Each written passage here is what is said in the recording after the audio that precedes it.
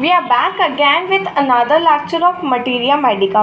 बहुत सारी मेडिसिन है, सबको एक साथ पढ़ाना बहुत ज़्यादा मुश्किल हो जाता है। We are trying to cover most of the medicine which are being essential या जो डेली लाइफ में काम आती हैं। आज अचानक से यूफ्रेशिया का एक पेशेंट आया, so I thought I should be discussing with you this thing. यूफ्रेशिया का जो कॉमन नेम है वो है eye bright. This is Boericke's materia medica, Boericke's sir का बुक है जिसमें से मैं आपको एक्सप्लेन कर रही हूँ। Manifests itself in inflaming the conjunctival membrane.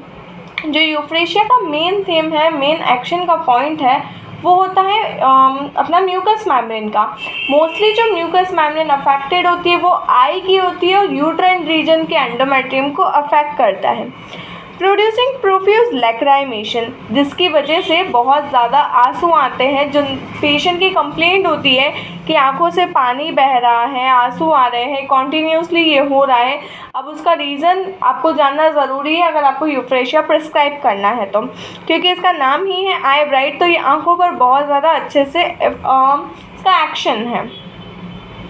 Patient is better in open air, खुली हवाओं में पेशेंट को बहुत ज़्यादा अच्छा लगता है।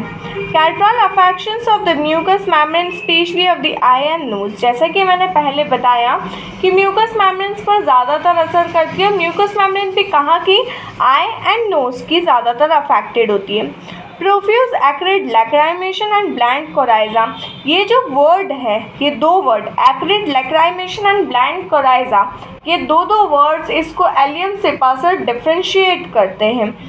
जो एलियम सिपा है उसमें है ब्लैंड लैक्राइमेशन और एक्रिड कोराइजा। नाक को छिल देने वाला जो कोराइजा है वो है एलियम सिपा में, और इसमें आँखों से जो डिस्चार्ज निकलता है वो आँखों की आसपास की सरफेस को छिल करके रख देता है। Worse in evening, hawking up of the offensive mucus, जो कुछ ऐसा ऐसा करके जो म्यूकस निकालते हैं लोग, उसको कहा गया है हॉकिंग म्यूकस। हेड में बोस्टिंग हेडेक होता है, ऐसा लगता है सर फट रहा है। विद डैजलिंग ऑफ आइज, आँखों के सामने धुंधला सा आना या चमक सी चलना या कुछ शाइनी सा दिखना, ऐसा कुछ महसूस होता है। कैटरल हेडेक, जो एक सिर दर्द होता है जिसमें कंजेशन फील होता है, उसे कहा जाता है catarrhal headache. Profuse discharge from the eye और नोज, और हेडेक के दौरान जो पेशेंट होगा उसकी आँख से और नाक से काफ़ी ज़्यादा सिक्रीशंस निकलते रहेंगे।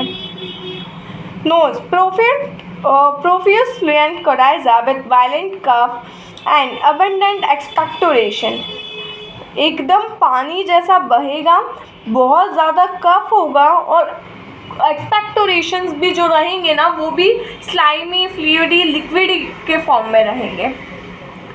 Catarrhal conjunctivitis, discharge of acrid matter, the I water all the time, आँखों से हमेशा पानी गिरना एक की नोट सिम्टम है, एक रेड लाइन सिम्टम है यूफ्रेशिया का। Acrid lachrymation and bland coryza, इसका अपोजिट होता है एलियम सिपा में। Discharge is thick and excoriating, मतलब छील देने वाला, जिस भी पार्ट को वो टच करेगा वहाँ एकदम ड्राइनेस हो जाएगी, जलन रहेगी, छिल जाएगा वो part. Burning and swelling in the lids, frequent inclination to blink, हमेशा वो पलक झपकाते रहेगा, क्योंकि पलक झपकाने से उसे अच्छा लगेगा थोड़ा सा, क्योंकि वाटर आने की वजह से, इतना ज़्यादा एक्सकोरिएशन होने की वजह से वहाँ की जो सरफेस है वो बहुत ज़्यादा ड्राई हो जाएगी, बहुत ज़्यादा छिली हुई सी हो जाएगी। बर्निंग सेंसेशन होगा वहाँ पर, ईचिंग प्रेजेंट नहीं होगी, बर्निंग सेंसेशन होगा। Pressure in eye, little blisters on the cornea, opacities, rheumatic iritis या टोसिस, इन कंडीशंस में यूफ्रेशिया बहुत अच्छे से काम करती है। फेस में redness and heat of cheeks, जो चिक्स रहेंगे वहाँ आपको एक रेडनेस दिखेगी, पेशेंट कहेगा कि यहाँ पर जलन सा महसूस हो रहा है। स्टीफनेस ऑफ अपर लिप, और अपर लिप पर ऐसा लगेगा कि वो हार्ड हो गया है। ये इसका एक रीज़न ये भी हो सकता है क्योंकि जो आई का जो सिक्रीशन आ रहा है वो पहले अपर लिप को टच कर रहा है, तो अपर लिप में इसलिए ज़्यादा हार्डनेस महसूस हो रही है। Vomiting from hawking mucus, nausea and bitterness after smoking, smoking के बाद में अगर किसी को नौशिया, उल्टी जैसा फील हो रहा है या मुंह कड़वा कड़वा लग रहा है तो यूफ्रेशिया एक बहुत अच्छी मेडिसिन है। उसके बाद में स्टमक में हमने डिस्कस किया, रेक्टम में dysentery, prolapse ani, pressure down in anus when sitting और कॉन्स्टिपेशन रहता है। इसका जो मेन कंप्लेंट है वो आई से रिलेटेड रहता है।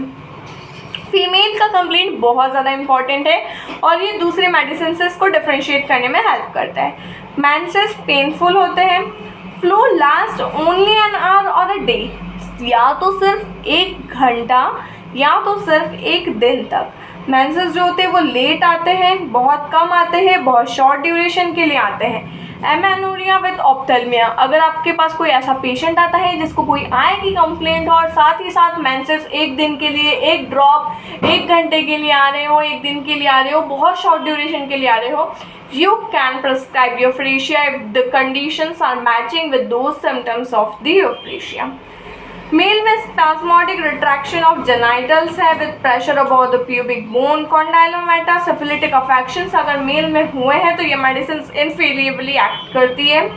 रेस्पिरेटरी में frequent yawning when walking in the open air, उबासियाँ चलेगी जैसे ही ठंडी हवा में जाएगा पेशेंट, लेकिन उसे ठंडी हवा पसंद है, एग्रावेशन नहीं है, एवर्जन नहीं है, उसे पसंद है, लेकिन उसको ठंडी हवा में जाने पर यॉर्निंग्स होती रहती है। Influenza, gags when clearing the throat in the morning, ऐसा उसको ऐसा लगता है कुछ अटक रहा है, कुछ फंस रहा है। Whooping cough only in the day time with profuse lachrymation, हर सिम्टम्स के साथ, हर कंप्लेंट के साथ, हर प्रॉब्लम, हर अफेक्शन के साथ जहाँ कहीं भी आपको लैक्राइमेशन साथ में दिखे, you can prescribe without any doubt euphrasia. The most common red line symptom is the starch from eye or the lacrimation. Skin first stage of measles में बहुत अच्छे से काम करती है, जिसमें भी आई सिम्टम्स मार्क्ड हों। Yawning when walking in the open air, sleepy during day, दिन में ऐसा लगता है कि यार नींद आ रही है, वैसा वाला सेंसेशन कंटिन्यू चलता रहता है।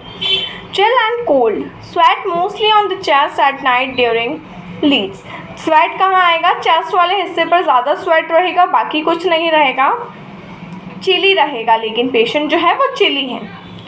मोडालिटीज़, वर्स इन इवनिंग, शाम की तरफ, अंदर रहने पर, गर्मी की वजह से, साउथ विंड्स जब चलेगी। अब आप कमेंट सेक्शन में बताना कि साउथ विंड्स कौन से महीने में चलती हैं। एज लाइक जनवरी, फरवरी, मार्च, अप्रैल, मई, जून, कौन से मंथ में साउदर्न विंड्स चलती हैं, तो हमारे पास एक और एरिया आ जाएगा कि यूफ्रेशिया इस मंथ में बहुत अच्छे से काम करती है। लाइट से ऐसा तकलीफ है क्योंकि अगर आंखों पर एकदम चुभने जैसा लाइट आए तो कैसा होता है ना, आंखों से पानी आने लगता है, लैक्राइमेशन स्टार्ट हो जाता है, अनइजीनेस फील होती है, इसीलिए इसको लाइट से एग्रावेशन है। बेटर फ्रॉम कॉफ़ी और डार्क में ऑब्वियसली क्योंकि आई को ज़्यादा स्ट्रेन नहीं करना पड़ता है, फोकल लेंथ कम रहती है तो उसे अच्छा लगता है। It antidotes to camphor pulsatilla, it can be compared with hydrophyllum, okay, और इसको यूज़ किया जाता है 3rd to 6th पोटेंसी में, मेनली 30 और 200 के यूजेस ज़्यादा होते हैं। So this was all about Euphrasia. तो 2 चीज़ें आपको ध्यान रखनी है कि ये म्यूकस मेम्ब्रेन पर एक्ट करती है, मेनली नोज़ और आई की। सेकेंड चीज़, इसका जो मेंसेस है वो बहुत ज़्यादा इंपॉर्टेंट है।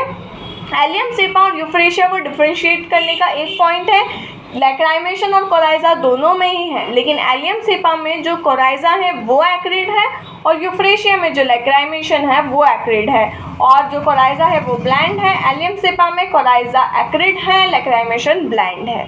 So this was all about euphrasia. Hope you liked the video. Do like, share and subscribe our channel.